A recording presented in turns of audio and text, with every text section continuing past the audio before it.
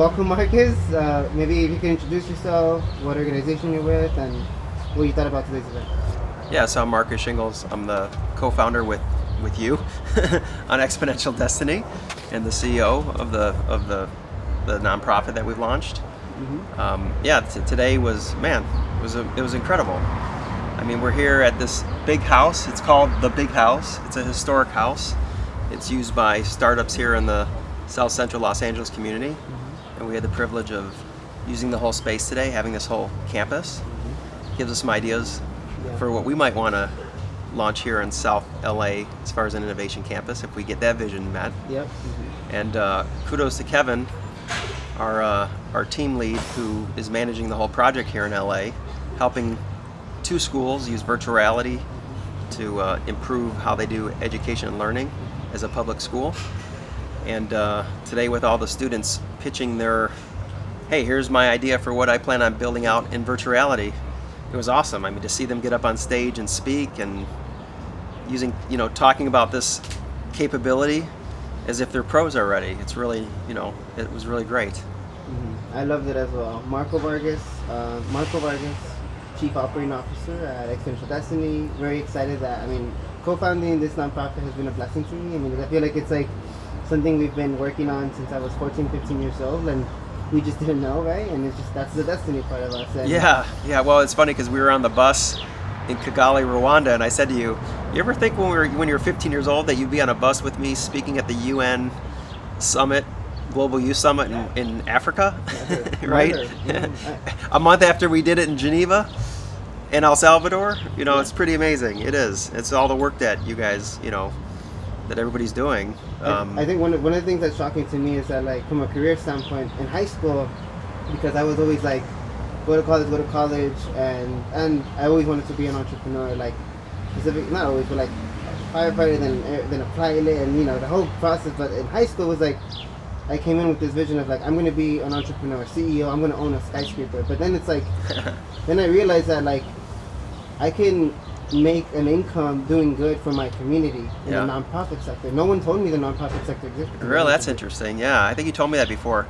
Well, also, as you and I discussed, if you deliver as a nonprofit and you have the metrics, I'd like to make that one of the most rewarding professions, even in terms of income, eventually, because I think it sends a message to people that if you change people's lives, and you can really do that consistently, even in a nonprofit model, you should be compensated as an incentive to get other people to want to do that, versus a disincentive. I tell you, Marco, one of the things I'm most proud of, like even at this event, is I can't tell you how many times some of the adults here, teachers, principals, and others, pulled me aside and said, your team, these young people, Marco, Kevin, Samantha, Evelyn, they're like McKinsey consultants. they're performing at this level, that always happens. I always get these compliments. They're like, you're doing a great job with them. I'm like, I don't know if I'm doing anything. I think a lot of it is just them. Their brains are like sponges, and they're it's the benefits of having a relationship for this long and the work that we've done together. So I think that's awesome to hear that from people. Yeah, and it's awesome because like we have this shared vision of like, how do we scale and really do this peer-to-peer mentorship, teaching young people about a relevant emerging technology, metaverse, virtual reality, so that they can become employed. This vision of like scaling it I think it's going to be beautiful, because we'll see that like as our team continues to mentor other young people, those young people will, what is that effect you call it? Network effect. Network effect. Yeah, and also I think, the fact that when we go to a school and we help with young people like yourself who came from a low-income community in school, so it's a peer teaching a peer, saying, hey, I did this, I was in your shoes 2 years ago, look where I am now, I'm professionally paid leader in this field, and you can be there too. That's highly effective as far as a model goes. And on top of that, we're saying to the school, we're going to build you a capability that leaves you self-sufficient so that you can do what we just did to help your school get into this with these students. You guys can do this now with the next set of students. So to institutionalize it into the high school, so when we leave, they can do that same methodology and that same process that we've mapped out themselves with the hardware we leave them and everything, helping them financially with that. but they can now institute that model themselves with a new group of students, and then a new group of students, and then a new group of students. So you then have that network effect, and you also have every year they're producing learning assets. That next class might do healthy living on a budget curriculum. The next class might do how to prepare for the SAT with new immersive experiential storytelling to get that education and learning out to students. One might do career paths.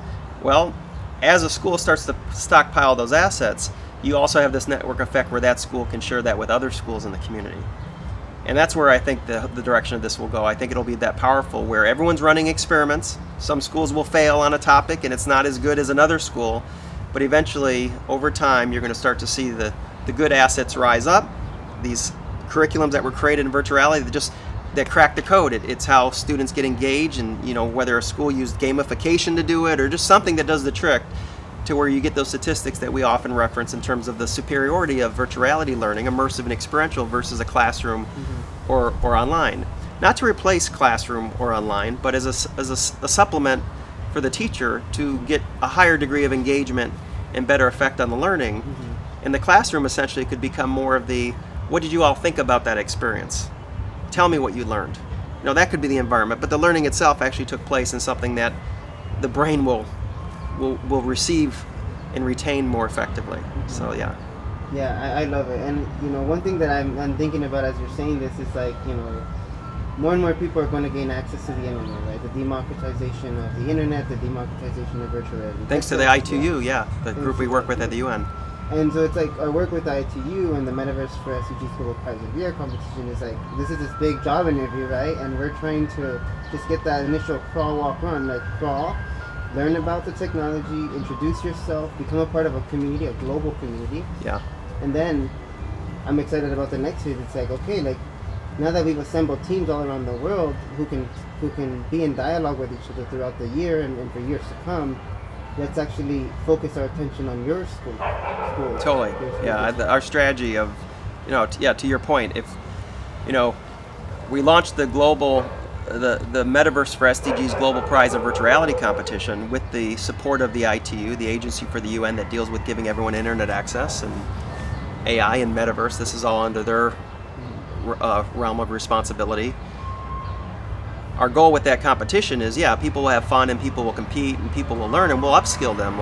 The call we had the other day, we had 51 countries represented. Amazing, right? Yeah. But a year from now, sure, we'll give out prize money to the top performing teams. We're going to create this amazing asset around the 17 SDGs to learn about it through immersive experiential ways. That in alone is a major accomplishment, an asset that basically was developed by the community, global community. But then, to your point, you and I and the Exponential Destiny team are going to start to see who's good at this and who likes this and who's passionate about this. This being virtual reality and metaverse and Web 3.0 technologies, because we've got a lot of schools that have demand and we have funding ideally for those schools. We just need resources. Why don't we take those that did well in this competition, it's basically a big job interview. We're going to place you into these schools in your local community, because the only one that's going to teach a student or teacher in a local community in Kigali, Rwanda, or Nigeria, or El Salvador, or Guatemala, or Brooklyn, New York, is going to be someone from that community teaching others in that community. So I think our strategy is going to get there. At least 51 countries, we're going to have schools that we probably ideally can help. It's powerful, right? It's pretty powerful when you think about it. It's amazing. I mean, and by the way, for everyone who's watching, it's that's the ice cream truck, by the way. Yeah, that's the ice cream truck. That's a cultural thing. We get that's a culture, all the time. Yeah, because I don't hear that on my side of LA. Yeah, I mean, right now, that ice cream truck might end up hanging up with us for 10-15 minutes because all the kids will who are out of school and go get some ice cream. When I was little, I had ice cream trucks. Yeah. It's like a Pavlov dog. My mouth is salivating when I hear that noise because it has an effect. Yeah. But this is, I mean, zip codes don't matter when it comes to who can learn this stuff. Yeah. Right. Well, one thing I wanted to ask you too, it's this is a difference from back in 2014 when you first came to Mao College, adopted the high school, the program that I started to launch the Exponential Entrepreneur Series program that I was a part of. How do you feel as far as where we are now? Yeah, or just what's different between when you first approached Nova College Prep and now? Well, I mean, when I first approached your high school in 2015 to help And changed. by the way, I know the sun's in your face. If you want, you're more than welcome to I'm stand. okay. I think Yeah, I'm good. Thank you, though. Well, in 2015, when I approached your high school and met you when you were about 15 years old, what was different is back then there were more things that people didn't know about that were emerging. So getting a head start was easier because, I was talking to you about blockchain and Bitcoin in 2015 before, no one was really talking about it back then. Now, I think that's why we're doubling down on the metaverse and virtual reality. That's one of the new emerging things that's happening right now, where people, if you try to get in the blockchain space right now, of course, but everyone's doing that, and there's tons of people out there, right? If you're trying to get into AI, data and analytics, machine learning, advanced robotics, 3D printing, they're all emerging fields, but people know about these. They're starting to get into these fields. I like to work smarter instead of harder, or at least teach people how to work smarter instead of harder. Meaning, rather than being in a competition with everybody else in the world, why don't you pick a field that there's not a lot of competition yet? Master that, and then you're always on the bleeding edge. You're always on the front end of that trend.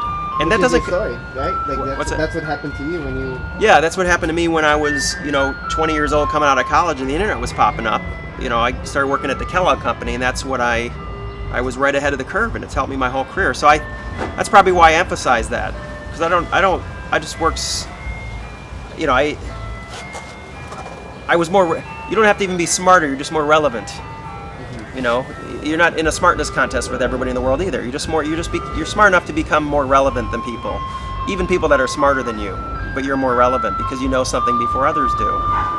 And so I think that's why you and I and the rest of the team are so excited about virtual reality, because I've been giving this statistic lately. You heard me say this, that when I mentored you in the class, it's amazing how 5 or 6 or 7 or 8 of you are successful now. You're working at Exponential Destiny, but even outside of Exponential Destiny, you got your own business you're running. You've got a couple businesses you're running, right? I was proud of that. I don't think I influenced it that much, but I think I tipped the domino and you ran with it, right? I gave you that bug, which was the goal. 100%. And but there's still, from the whole class, those other 80% of the students, I don't know where they are today, and we could probably safely say that most of them didn't get into STEM, right?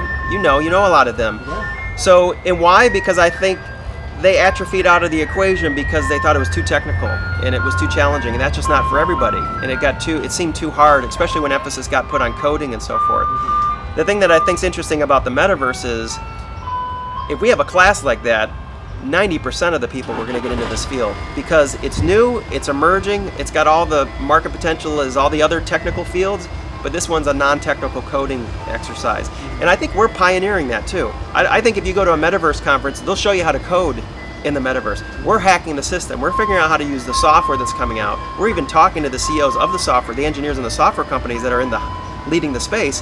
You're a 20-year-old having a call with the engineers of some of the major platforms in the space saying, hey, I need the ability to do this or that to make this easier. So we're gotten to a point where you can get in there and create things, and the premium skill set isn't who can code the best, because it's a non-coding coding. It's actually who can tell stories the best and communicate the best, which means new individuals like Samantha, who's on our team, an art major, who maybe would have not got into tech. Well, she says that. I don't think I would have got into tech. Never thought I was going to be in a technology field, but she's thriving in this environment. She's relevant. And so we'll get 90% of the people employed or into, success criteria.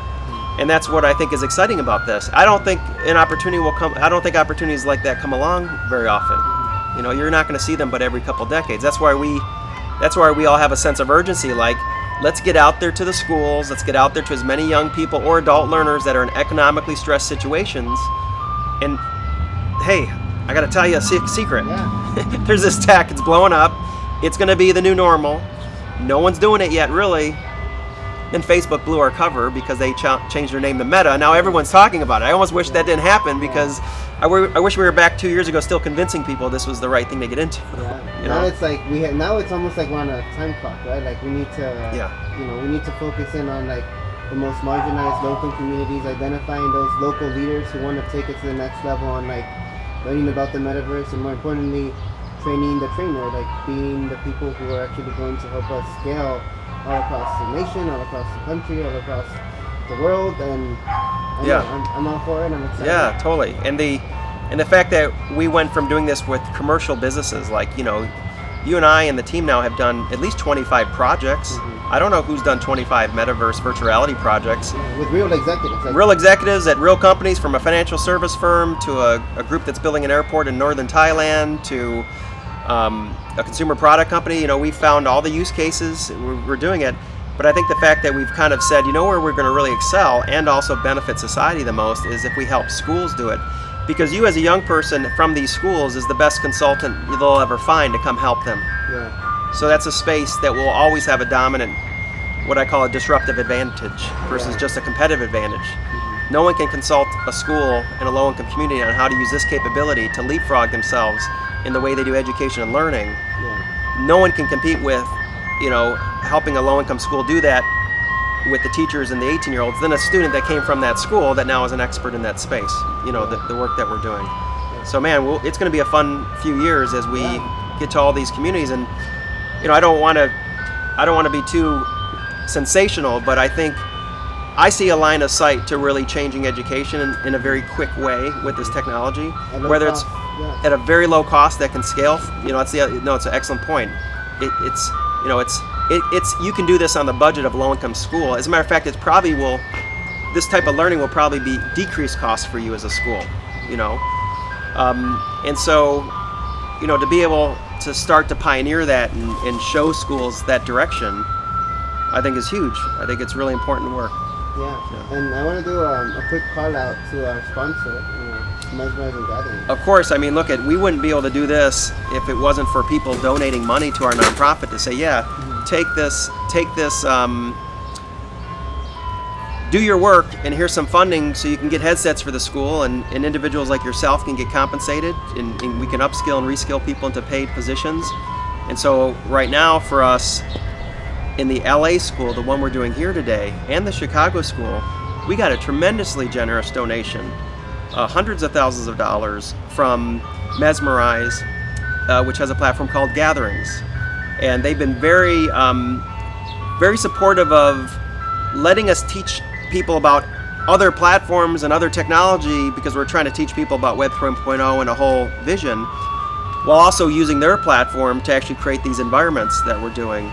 And so we wouldn't really be here right now if it wasn't for the fact that they came in with, almost right away, quite frankly. It wasn't, they came in and said, hey, their executive team and the founder was like, I like the work you're doing.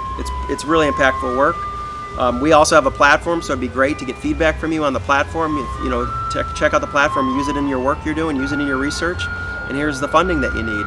So we're very appreciative of that. Yeah, I mean, it's powerful, and I know I'm more than happy to share insights, and in separate conversation. I also want to give you the South Central Los Angeles tour, but I'm really grateful for Gatherings because I'm doing work that is fulfilling. I'm probably the happiest in my life than I've ever been, and that's saying a lot because I had a rough childhood growing up, and even to this day I'm still recovering from trauma. And it's this community, this group of artists, like you be my mentor and Sam, Juan, and it's this is like a fresh reminder that life will be much better than what it was when Marco was 5, 6 That's years awesome, old. man. That's great. Yeah. You know what? That's where our name came from. Control your own destiny. And Exponential Destiny is about teaching people a game plan to control your destiny by learning these skills. So I think we should go. Do they take Visa or MasterCard at this ice cream truck or no? I don't think I have any cash. That Pablo effect is making my mouth water, man. I got to get some ice cream. Let's go into the tour part. All right, cool. Thanks, Marco. That was awesome. Yeah, thanks.